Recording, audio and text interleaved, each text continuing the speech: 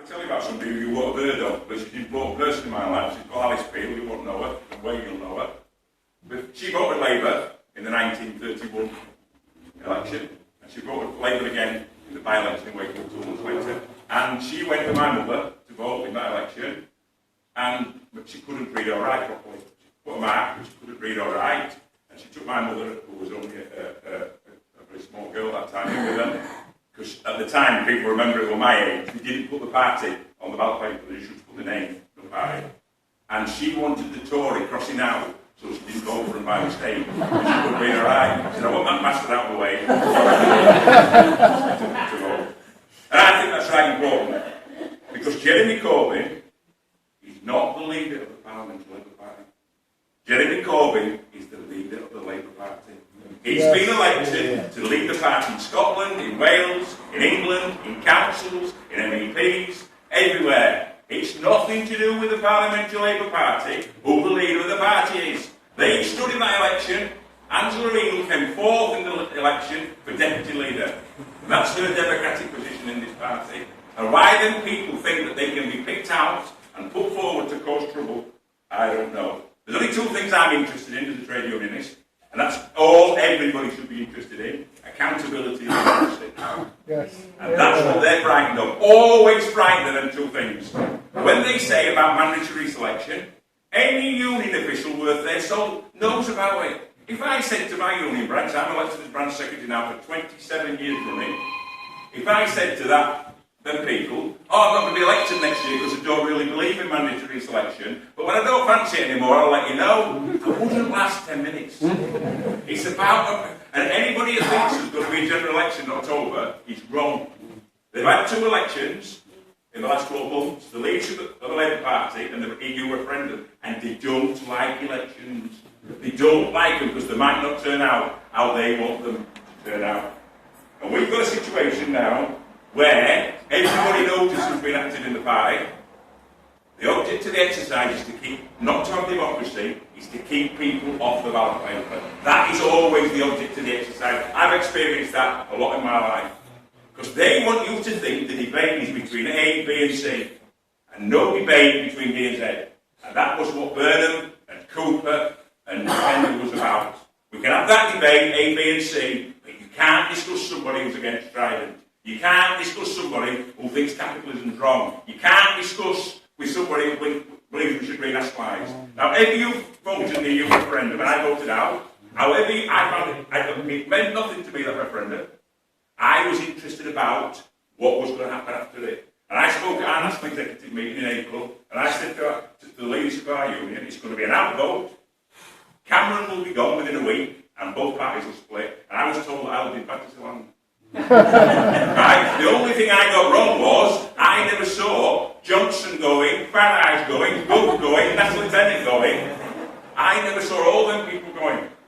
Because that is the penalty for what they did wrong. An internal debate in the Tory party, they couldn't sort it out, so they went to the country on it.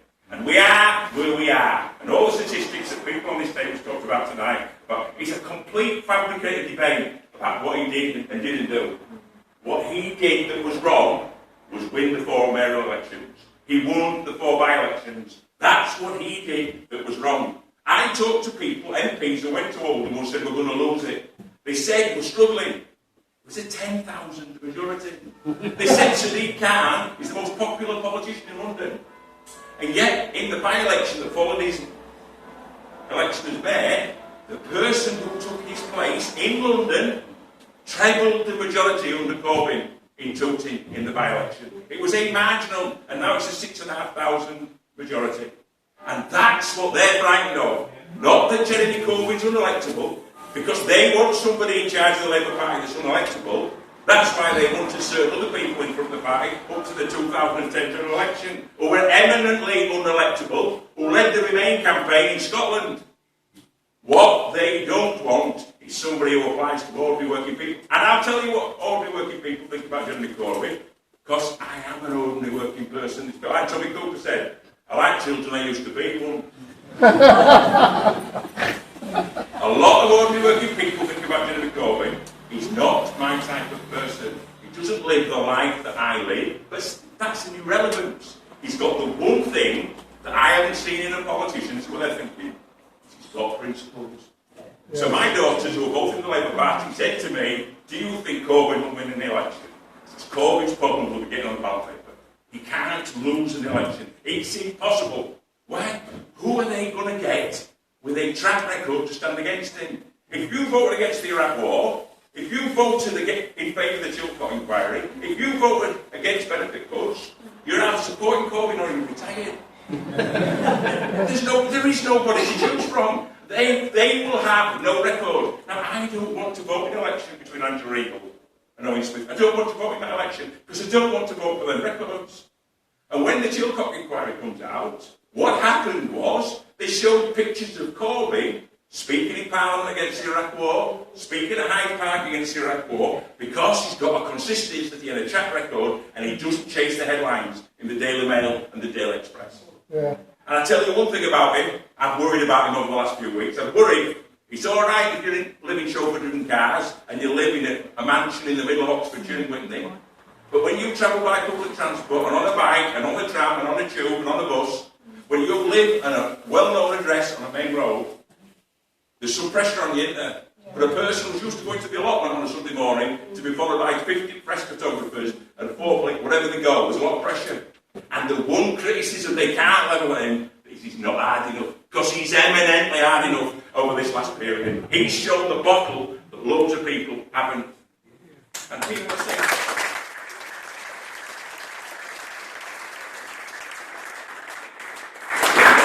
to me, somebody shouted at somebody in a meeting. Somebody shouted at somebody in a meeting. Get up to Vine Street and address the bin men tomorrow morning, eh? Well, this is not the debate society at Oxford. This is when Dennis Skinner spoke at the Oxford Debate Society. He said, I'm told on a clear day you can see the class struggle from here. This is not what it's about. It's about real people's lives. It's about the hospitals, the future. It's about democracy. If you ask the average person in Huddersfield what frustrates her at this moment in time, is there's an accident emergency department up there that 96% of the population want keeping open, and yet there's no democratic accountability for that. Why is in that hospital in an elected health authority? That's where it should be. That's what we're campaigning for. We're campaigning for an end to crap. That would be my slogan. Let's get the end to crap.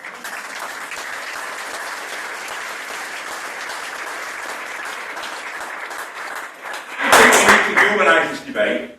We definitely need to humanise it. It's not about a debate in society. When I joined the Labour Party, and loads of miners joined it with me in 1979, when Thatcher got elected, the first, we all got Wales, all really keen about joining the Labour Party. When do you mean? Friday night. Friday night!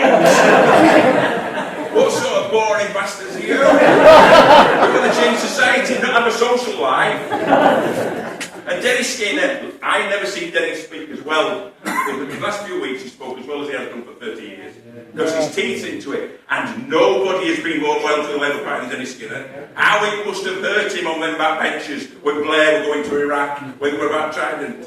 He said, I have never moved a vote of no confidence in the Labour leader. Well, never ever done that. And he said there's a split in the party, and the split is between the membership and the parliamentary Labour Party, and we need to heal that split. Now there's 2 years you need to remember. 1931, when they all scabbed out and went to the national government, and 1981. You cannot try and encourage these people back. In 1981, when the SDP were formed, when the right wing left the party, people were saying, we will do this on Europe, and we'll do this on public employment, and we'll do this. And we tried to accommodate that. We got slammed in the 1983 general election, because we let them splitters. We let them people have the front pages. Now we want the front pages. And I think, I told Jeremy Corbyn this, our slogan for this election should be, we want 1 million party members by the 31st of December 2016. Yeah. The party has gone up from 200,000 to 550,000. 121,000 people have joined the Labour Party in the last 2. It is becoming a mass party in this country. And that's why the papers hate Jeremy Corbyn. If the party membership was falling, Jeremy Corbyn could have any policies that he wanted. But who goes out and campaigns in the election? Who goes out? In Wakefield now, 1 in every 12 voters is in the Labour Party. Then you can start winning elections. Instead of the 2,000 majority we got last election, we can go back to the 18 and 20,000 majorities that we used to have. And I saw that vote yesterday. 14 people on the National Executive thought the leader of the Labour Party should not be on the ballot paper for an election. What is that about? Yeah, disgrace. I'm happy to support in mandatory selection that this sitting MP has to be on there. I'm not bothered. People should be given a choice. I'm not interested in shutting the door. I'm not interested in shutting the door to people's opportunities. I'm not interested in shutting the door to people's arguments. I don't want to ban their arguments. They can stand, I've always said this, they can stand on the corner across Church Street and they can stand on New Street selling the Daily Mail and see who would buy it off them. We want to, if we had full employment, if we had no Trident, if we had building houses, and they can stand there and say, we want you to stop building houses, we want you to build Trident, we want to sack people. They would be ridiculed as they should be ridiculed for that thing. And I'm drawing that to a conclusion. We are in a situation now where the Chilcot report showed to some extent what happened in that war. 150,000 people died. I don't care if somebody shouted at somebody. Somebody should be saying what happened to them 150,000 people. And I think we should stop talking about immigration. I don't talk about immigration. It's forced migration. That's what it is. It's forced migration. Whether it's because of jobs, because you're being bombed, because you're being politically... It's not immigration. If you look at the 5 biggest groups of people who are in this country on immigration, they're American, French and German. Who is complaining about them? The reason they're not complaining about them is they're not working on the farms. They're not working here and there on the cheap labour. There's nobody demonstrating through London. There's too many Americans in London. Let's get rid of the Germans. Because they're representing, them people who are working there representing their side, or they're on their side of the debate. And we're in a situation, I've been to meetings. I went to the Armouries in Leeds during the leadership election, and I saw the 2,000 people there. And if I go to a meeting in Leeds, I've been going to meetings in Leeds in 1979. And if I go to a meeting in Leeds, I know a third of the people there. And I didn't know 20 people out of 2,000. There were hundreds of young people. I went to the Miners' Gala on Saturday, and the majority of people surrounding me at that gala were female and under 30, listening intently to the debate that was taking place, because it's taking place about their future.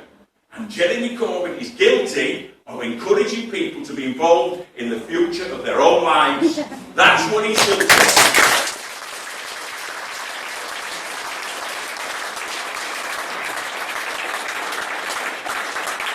So I want the debate tonight. I come from Wakefield. I want the debate tonight. The CLP, or it's supposed to be a CLP meeting in Wakefield tonight, whether it takes place. Knowing Wakefield, it probably will. But what I want is a situation where we're discussing what we're going to do. Not have a clapometer, not work out who's nasty and who's not nasty, but what are we going to do? Because what I want to say to Jeremy Corbyn is not that I've got your back, not that I'm watching your back for you. I want to lift him up in the air and let him see the support he's got within this party. And I want him to know what Alice Peel knew in 1931. We'll cross them bastards out and have a better future for us. Cheers.